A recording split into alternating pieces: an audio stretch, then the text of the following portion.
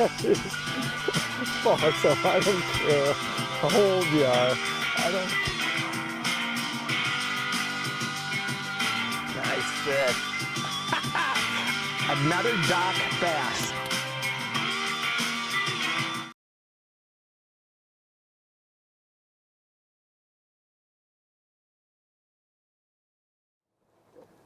Hi, I'm Brian Brosdahl. Ice fishing is just around the corner, and where do the fish go on the ice?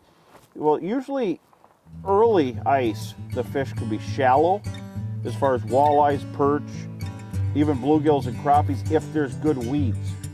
But not every lake is created the same. Sometimes the fish are deep. Crappies tend to go deep in deep basins feeding on insects, and bluegills will be on the edge where the hard bottom meets the soft bottom. The walleyes are more structure or weed oriented. Perch will be roaming the flats, but all these fish move. They never sit still. In early ice, they're up in the greenest weeds and they dump down in the deepest holes. Well, as winter progresses, the middle of winter can be what they call the dog days of winter. It's not always that case. In the middle of winter, the fish tend to leave the shoreline connected points, whether it's perch or walleyes. Crappies leave the primary wintering holes and move off onto vast flats and some big bodies of water. And bluegills get harder to find in weed beds. What happens is they start feeding less and they start moving around less, so we have to drill more holes and move more. Specific areas will hold fish, whether it's a perch or walleye.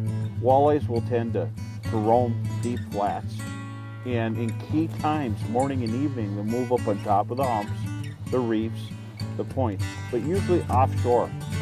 And as winter gets later and later, they'll start moving back to shoreline connected points, humps, reefs, channels, and the same with bluegills and crappies.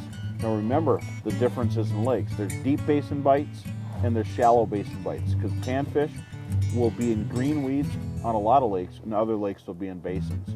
So, but in the middle of winter, look to the aimless flats for a lot of fish if you're not finding them on structure.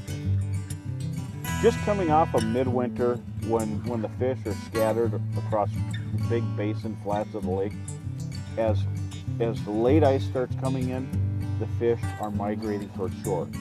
So they're going to be near areas where, as it warms up, they'll be moving into bays where the weeds were. Some lakes, the weeds are gone now. It's all winter, they've died off, they've disintegrated, the insects ate the decaying matter, there's nothing there except stubble.